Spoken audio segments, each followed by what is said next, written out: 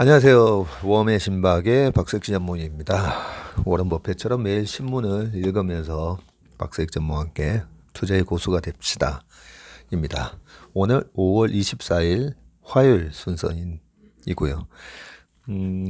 어제 굉장히 기쁜 소식이 하나 있었죠. 손흥민 선수가 프리미어리그 득점왕이 됐습니다. 아시아 선수로 최초라고 되어 있고요. 이 정도 성과면 도대체 뭐랑 비교를 해야 될까? 과거에 우리 김연아 선수가 금메달을 땄을 때, 물론 그 전에 이제 베트남계 미국인이었나요? 미셸 관 같은 경우도 피겨스케이팅에서 아주 놀라운 그런 기량을 보여줬었는데, 김연아 선수도 대단했고, 그죠? 그리고 우리의 박태환 선수가 또 아시안인으로서 100m 자유형 그때 금메달 땄었나요? 였던 것 같기도 하고 우리 스스로 약간 우리는 안 될 거다라고 생각했던 부분에 대한 그 한계에 대한 두려움, 스스로 안 될 거다라고 생각하는 그 고정관념, 그런 걸 이제 깨뜨려주는 선수들. 박세리 선수도 마찬가지였지 않습니까? 98년도에 US 오픈에서 우승하면서 와, 우리나라 여자가 피지컬이 안 될 것 같았었는데 그게 되네. 네, 이런 부분을 그 전에 이제 박지성 선수가 먼저 사실 그 부분을 또 깨줬었고, 그보다 훨씬 전에는 차범근 선수가 또 보여줬었고요, 그죠? 그렇게 우리의 한계를 뛰어넘어서 대단한 성과를 보여주는 분들 때문에 거기에 대한 수많은 박세리 퀴즈가 나왔었잖아요. 차범근 선수랑 박지성 선수를 보면서 오늘의 또 손흥민 선수 같은 또 제2, 제3의 그런 위대한 선수들이 나오는데, 그 오늘 손흥민 선수 기사를 아침에 쭉 보다가 손흥민 선수 아버지에 대해서는 좀 많이 알려져 있지 않지만 그 아버지가 손흥민 선수가 힘들어 할 때마다 그렇게 얘기했답니다. 성공은 선불이다 라고 얘기했답니다. 우리가 정말 여의도에도 아직까지 선불로 계산하는 집이 한 군데 있는데요. 그 집 설렁탕을 먹으려면 계산부터 먼저 하고 먹어야 됩니다. 하동관도 그랬던 것 같기도 한데요.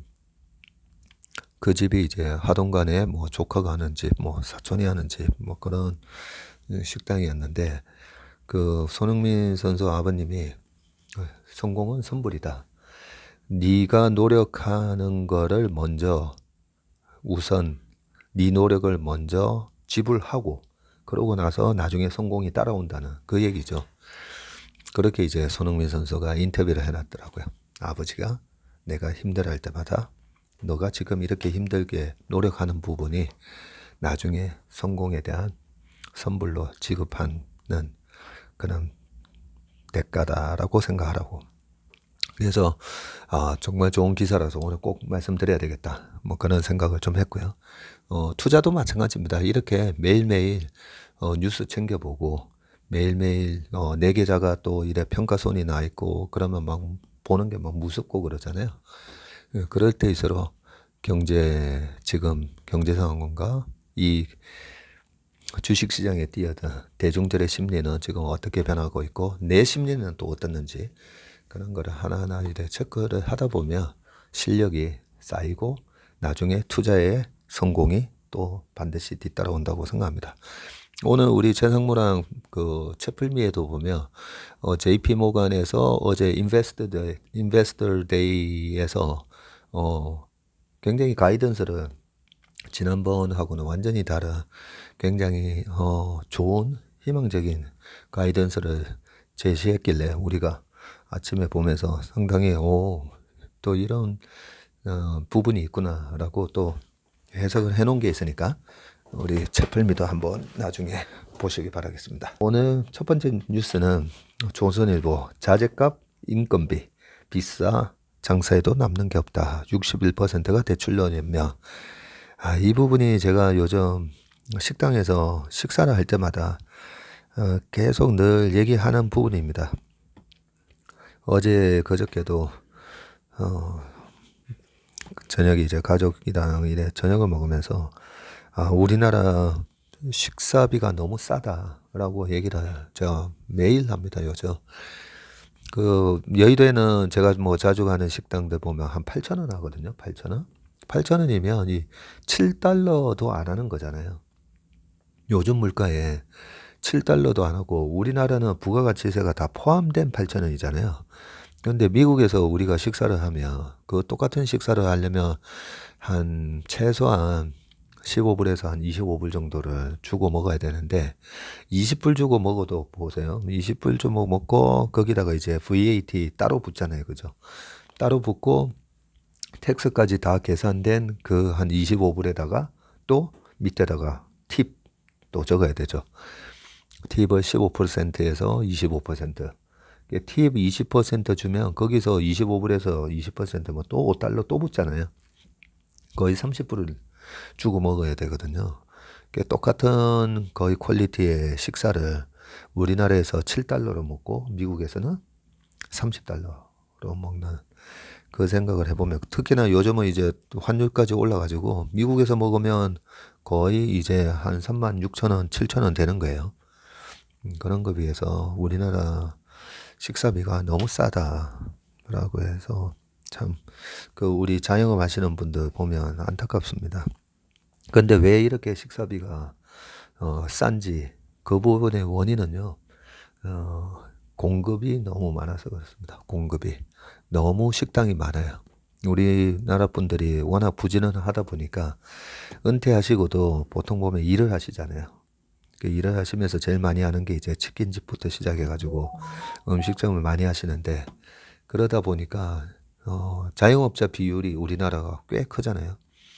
그런 부분이 보통 이제 유럽 같은 경우에는 또 그 복지 부분이 또 잘 돼 있어서, 미국도 마찬가지지만 놀고 먹는 사람들이 또 꽤 많은데 우리나라 분들은 워낙 이제 부지런해 가지고 뭐든 해야 된다 해서 또 식당도 하다가 저처럼 이제 식당 하다가 홀라당 말아 먹기도 한데, 어쨌든 우리나라에서 참 자영업 하는 게 너무 힘듭니다.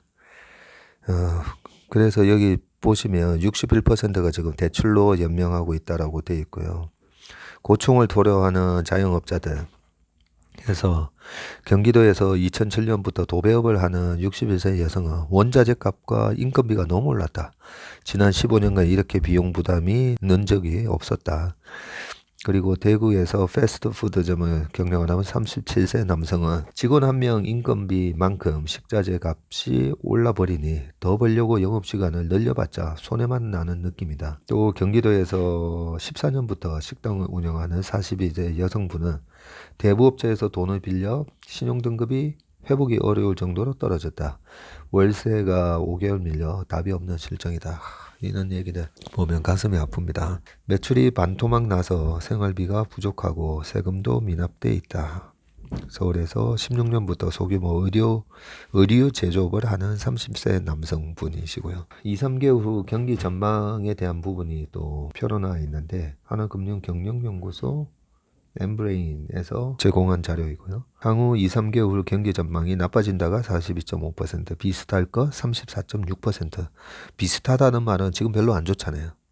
그러니까 안 좋다는 게 거의 80%도 가까이 되네요. 대출로 연명하는 자영업자 늘었다. 사업 관련 대출 갖고 있다고 응답한 비율이 61.3%. 대출이자 부담이 커졌다라고 하는 분이 74.9%. 최근 3개월 내에 주변 사업장 폐업을 봤다라고 하는 분이 전체 업종의 69.9%, 70%고요. 건설업은 83.3%나 된다고 합니다. 건설업 종사자가 가장 타격이 크고요. 물가가 더 오를 것이라고 응답한 비율도 81%이고, 매출 늘리는 게 유일한 희망인데 물가 폭등으로 소비가 줄까봐 걱정이다 라고 뭐 쭉 돼 있고요.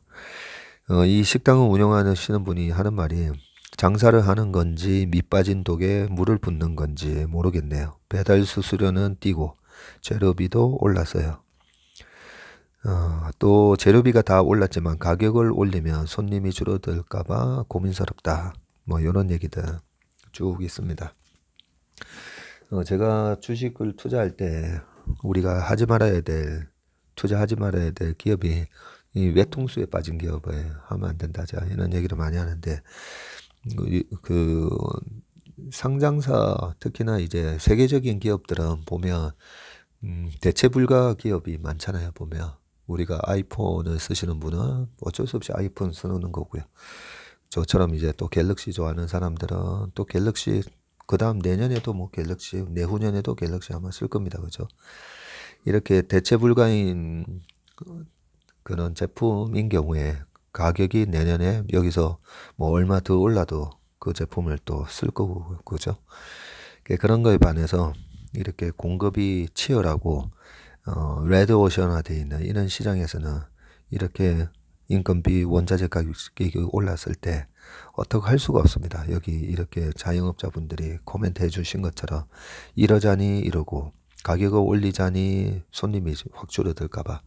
왜냐하면 음식료도 보면요, 식당, 특히나 이제 식당 보면 대체재가 너무 많습니다. 그죠? 일식, 한식, 중식, 경양식 뭐 등등 해가지고 어느 한쪽이 올려버리면 또 다른 데 가서 먹을 수 있는, 그런 것 때문에 또 못 올리고 있는 분들 때문에 다 같이 못 올리고, 아무튼 좀 가슴 아픈 현실입니다. 그 다음에 또 반면에 조선일보에서 고물가의 기사식당은 북적한다라고 돼 있고요. 항상 보면 어, 어떤 이슈나 어떤 현상에 대해서는 분명히 수혜를 받는 쪽이 있고 또 피해를 받는 쪽이 있는데, 직장인 커플 실속파들이 찾아오고 저렴한 전통 시장 식당도 호황. 상인들은 재료비 너무 올라 많이 팔아도 별로 남는 게 없어. 똑같은 이제 얘기를 하고 있는데요. 냉면 한 그릇 가격이 10,000원을 넘어서는 등 외식 물가가 치솟으면서 가성비가 좋다고 알려진 전통식당의 먹자골목이나 도심 곳곳의 기사식당, 포장마차 등의 때 아닌 호응이 찾아왔다. 지난 주말에도 저희도 이제 동네 골목에 있는 식당을 한번 가봤더니 사람이 엄청 많더라고요. 근데 그 식당 역시도 가격이 기본 어, 그 백반 정식으로 나오는 게 8,000원인가 10,000원이고요. 거기서 이제 추가해서 먹는 걸로 이렇게 돼 있던데 사람이 바글바글 하더라고요.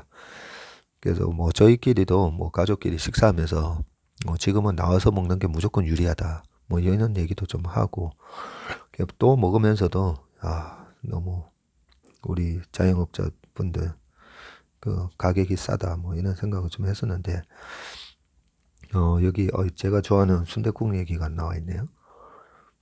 종로구 동묘 벼룩시장의 한 골목에 이중 한 순댓국집에서는 토종 순댓국을 5,000원, 녹두 삼계탕을 7,000원에 팔고 있다. 갑자기 입에 침이, 뭐 이게 영어식 표현은 My mouth is watering이라고 하죠. 입에 막 침이 지금 막 고이고 있는데요. 직장 동료와 함께 식사를 하러 왔다는 김모 씨는 5,000원 주고 고기 듬뿍 들어간 순댓국을 먹을 수 있는 곳은 서울 어딜 뒤져봐도 여기밖에 없어서 자주 오게 된다.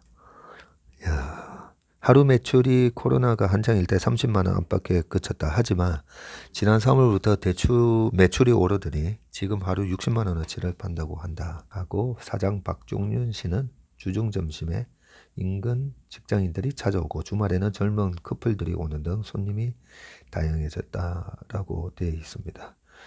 그리고 송파구의 한 기사식당에서도 20, 30대 손님이 2배 늘었다고 되어 있고요. 이 가게 돼지불백이 8,000원에 팔고 있는데 밥과 반찬은 뷔페식으로 이용 가능하다. 그러고 보니까 저희 아들이 어저께 일요일 날 낮인가 토요일 밤인가 친구들하고 와서 계란을 후라이를 계속 무한대로 먹을 수 있는 데 가서 10,000원이 기본 그 식사비인데 계란만 둘이서 8개 후라이를 8개나 해 먹었다고. 그래서 너무 좀 미안하더라고요. 아무튼 이렇게 이 그 경쟁이 심하고 또 한쪽 경쟁이 이제 우리 소비자가 선택할 수 있는 폭이 너무 많다 보니까 또 한편으로는 이렇게 저가에 어느 퀄리티 되는 정도의 퀄리티가 좋은 음식을 또 제공하는 데서는 손님은 이렇게 또 많이 몰려오고는 있다고 합니다. 그런데 마지막에 이렇게 되어 있습니다. 전통시장이나 기사식당 등의 상인들은 이런 때 아닌 호황이 반갑지만은 않다고 했다. 고물가로 재료비가 치솟으면서 많이 팔아도 남는 게 없다는 것이다. 라고 되어 있습니다. 좀 중요한 뉴스 하나. 이것도 조선일보 기사인데요. 국민연금 수급자 600만 명 고갈 시점 빨라질 듯. 제가 옛날에 요 국민연금이 고갈되는 시점이 언젠지 기록을 해놨었는데요. 제 기억으로는 2040년인가 48년 정도면 우리나라 국민연금이 다 고갈된다라고 제가 좀 메모를 해놨었는데 한번 읽어보겠습니다. 2년 1개월 만에 지금 100만 명이 급증했다고 하고요. 전문가들이 보험료율 인상하고 빈곤 노인 안전망 강화해야 한다고 얘기하고 있습니다. 지난 국민연금공단은 23일 기준으로 국민연금 수급자가 600만 명을 넘었다고 밝혔다. 아직 600만 명밖에 안 되네요. 1988년 국민연금이 도입된 지 34년 만이다.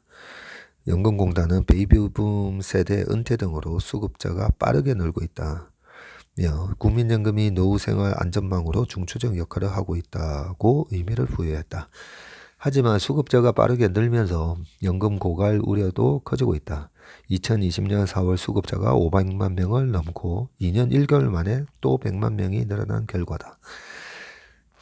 수급자가 300만 명에서 400만 명으로 느는데 4년 8개월이 걸렸고 이어 500만 명으로 느는데 3년 6개월 걸렸는데 국회 예산정책처에 따르면 국민연금 수급자가 2030년도에는 877만 명이고 2040년에 1311만 명으로 급증할 전망이다.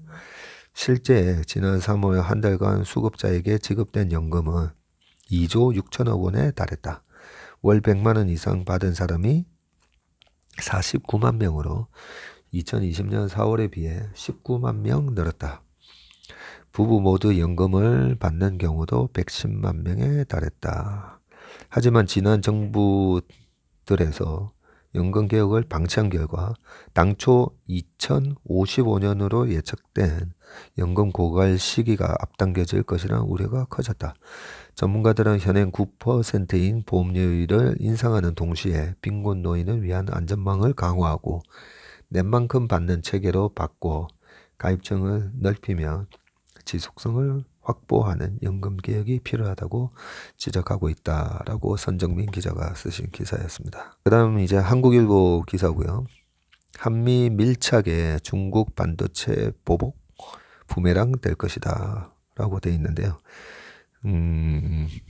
여기 사진에는 취임 후 한국을 첫 방문한 조 바이든 미국 대통령이 윤석열 대통령과 20일 오후 경기도 평택시 삼성전자 반도체 공장을 시찰하고 있다라고 하면서 이 사진이 나오고요. 여기 전 세계 D램 낸드 플래시 시장 점유율이 나옵니다. 항상 투자를 하시는 분들은 내가 삼성전자 지금 전 국민이 투자하고 계시잖아요. 그러면 삼성전자가 하고 있는 이 비즈니스, 이 시장에 있어서 각 회사별로 점유율이 어떻게 되는지 그 정도는 우리가 알고 계셔야 됩니다. 2021년 4분기 매출 기준으로 지금 삼성전자가 D램 부분에 있어서 42.3%, 그리고 SK하이닉스가 29.7%. 그래서 우리 삼성과 하이닉스를 합치면 73% 정도가 우리가 점유하고 있습니다. 그리고 22.3%가 미국의 마이크론이고 기타 5.7%, 이렇게 95%가 삼성전자, 하이닉스, 마이크론이 과점화하고 있는 시장이라고 보시면 됩니다. 95%. 과점화 시장을 우리가 올리고폴리라고 옛날에 교과서에서 아마 배우셨을 겁니다. 독점 시장은 모노폴리라고 하고 있습니다. 그리고 낸드 플래시 시장인데요. 낸드 플래시는 삼성전자가 33%, SK 하이닉스가 19.5%, 둘이 합쳐서 53% 정도 하고 있고요. 일본의 이제 키옥시아가 19%, 그리고 미국의 웨스턴 디지털이 14.2%, 마이크론이 10.2% 이렇게 되어 있습니다. 우리나라가 요 낸드 플래시 쪽에서도 50%, 53%의 점유율을 차지하고 있다. 그렇게 보시면 됩니다. 그래서 지금 이제 한미 밀착의 중국 반도체 보복 뭐 이렇게 나오는데 한번 읽어보겠습니다. 보복을 할 수가 없죠. 그 중국에도 그 샤오미나 오포, 비보 같은 그런 업체부터 해가지고 반도체 최대 수입 국가잖아요. 중국이. 조 바이든 미국 대통령 방한 이후 강화된 한미 양국 간 밀착 동맹은 한국의 최대 수출국인 중국으로부터 경제적 보복을 불러올 것이라는 우려도 나온다. 지난 2016년 고고도 미사일 방어체계 사드 배치 당시에 한국 기업에 노골적으로 꺼내던 보복성 조치에 대한 악몽 때문이다. 하지만 우리 수출의 최대 품목이자 미국과 경제 안보의 핵심인 반도체의 경우 예상된 중국의 보복 조치에 대해선 현실성이 희박하다는 분석도 제기된다. 한국 반도체에 대한 타격은 중국 내 정보통신 기술 업계에 더 큰 역풍으로 돌아갈 것이라는 관측이다.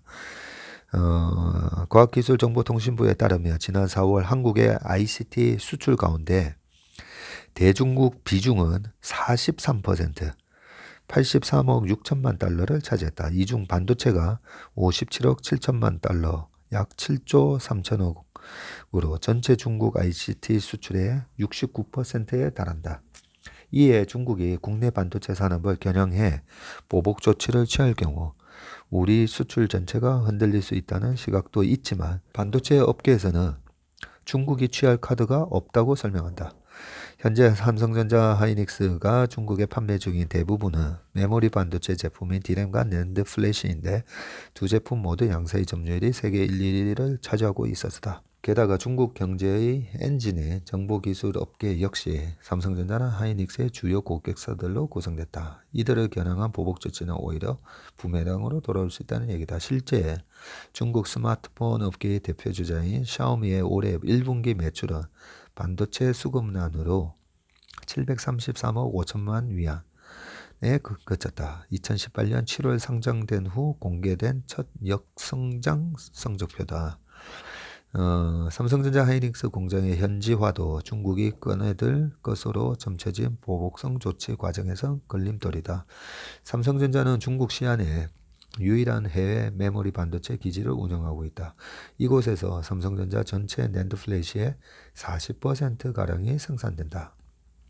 SK 하이닉스도 중국 우시에서 D램 생산 공장을 운영 중이며 중국 다이렌의 낸드 플래시 생산 라인을 추가 건설하고 있다.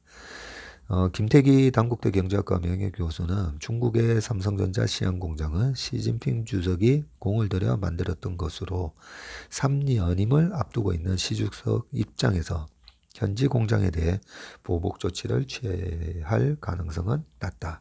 며 오히려 중국이 반도체에 보복을 가할 경우 중국 기업들이 타격을 입는 자살골이 될 것이라고 말했다. 그래서 우리가 아까 식당 얘기도 했었지만 이렇게 또 소비자 입장에서 중국이 이제 반도체에 대한 소비자 입장에서 어떻게 대체 불가한 기업 삼성 하이닉스를 제외하고 어디다가 다른 데다가 주문해 주고 싶은데 더 미운 미국의 마이크론밖에 없잖아요.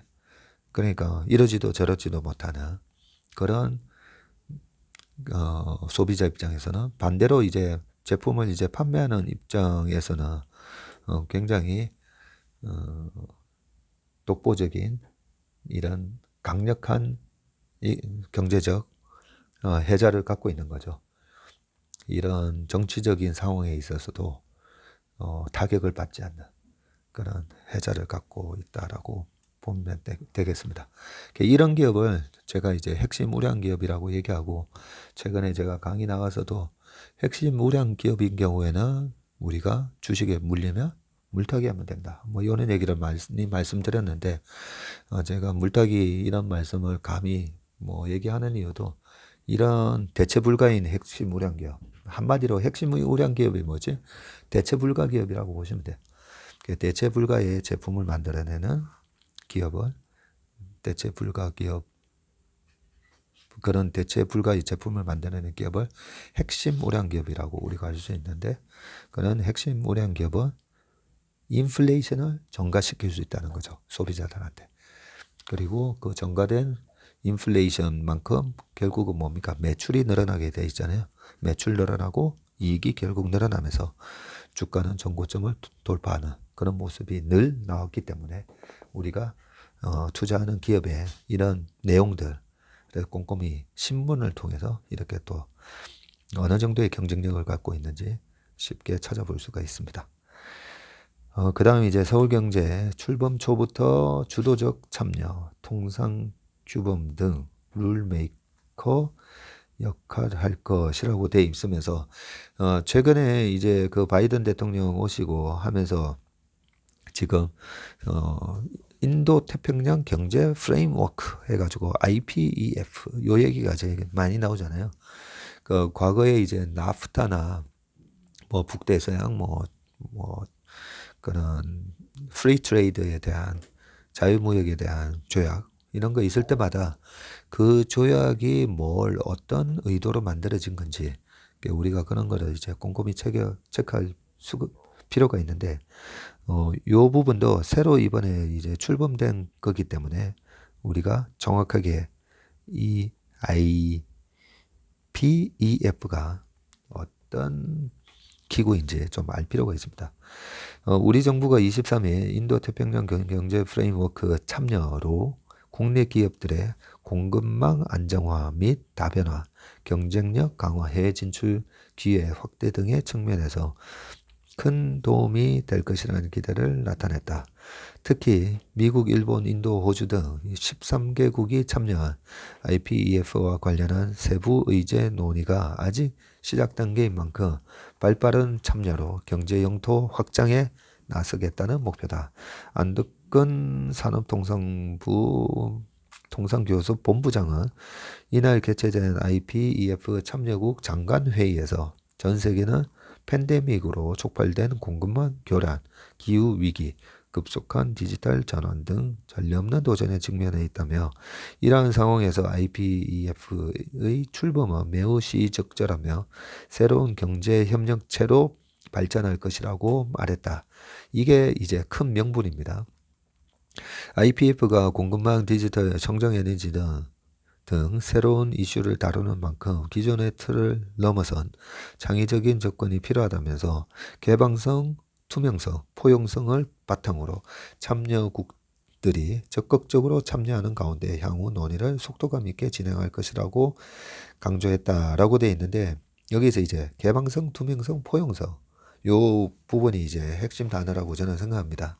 왜냐하면 요 부분이 안 되기 때문에 중국을 배제시킨 거잖아요. 중국이 개방성, 투명성, 포용성 요 세 가지가 안 된다는 거죠. 좀 더 읽어볼게요.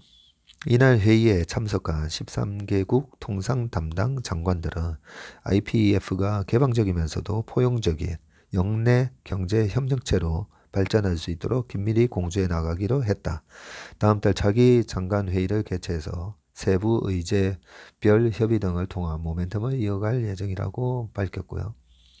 우리 정부는 IPEF에 참여해 반도체, 배터리 등 주요 산업의 공급망 강화 방안 및 인공지능, 양자 컴퓨터 등 미래 기술에 대한 협력 방안까지 구체화할 방침이다.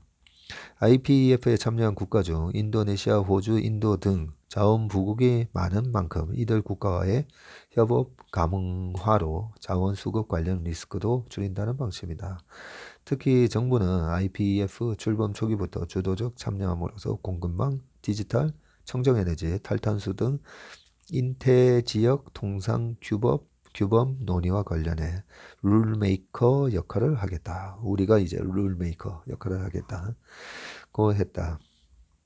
주도권 잡기에 힘쓰겠다는 의미다. 현재 IPF는 공정하고 회복력 있는 무역, 공급망 회복, 청정에너지 탈탄소와 인프라, 조세 반부패 등 4대 핵심 의제만 제시했을 뿐 세부 의제는 향후 논의를 통해 구체화할 예정이다 라고 되어 있고요.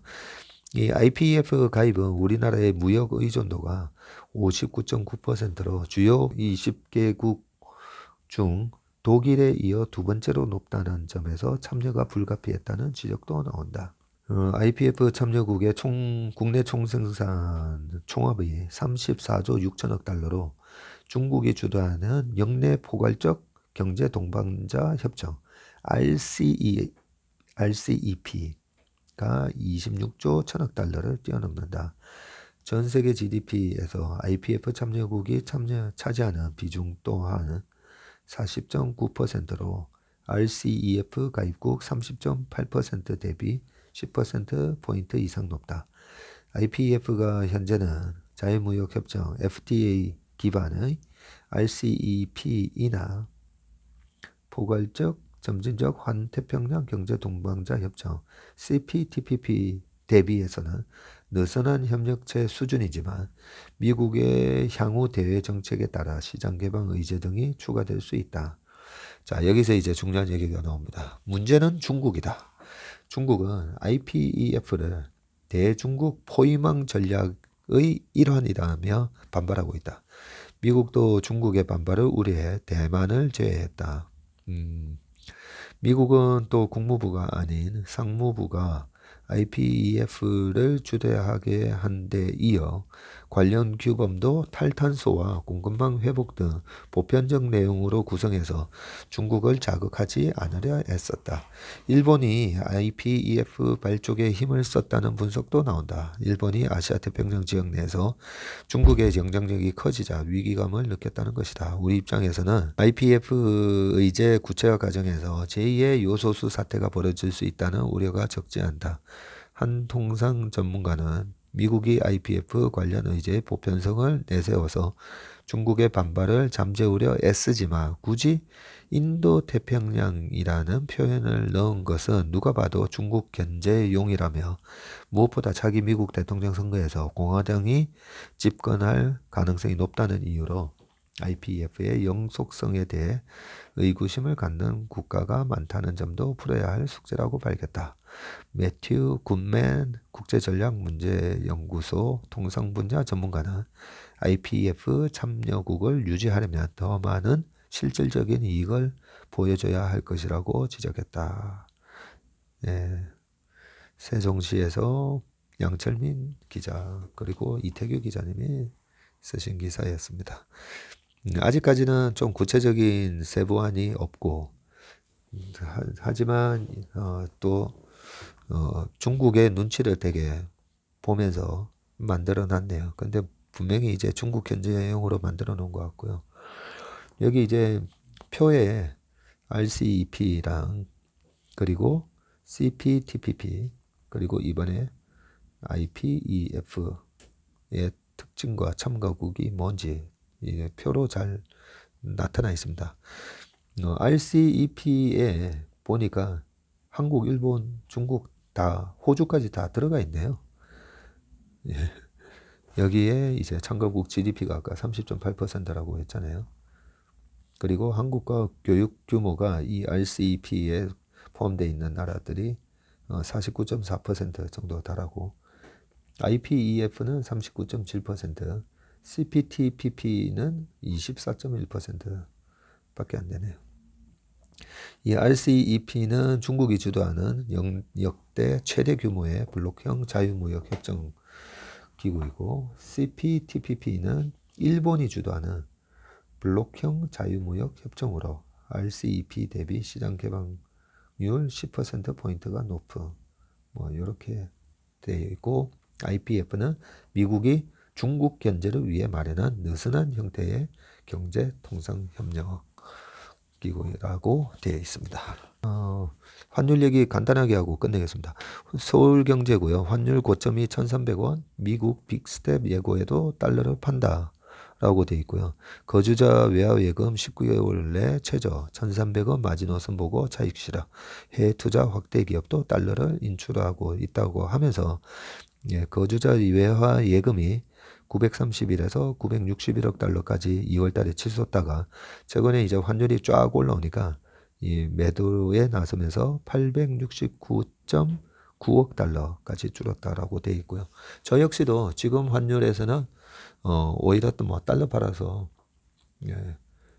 나중에 또 1년, 2년 지나면 또 1,100원까지 내려오지 않나 뭐 이런 얘기도 좀 하긴 하는데 많은 분들이 비슷한 생각을 좀 하시는 것 같습니다.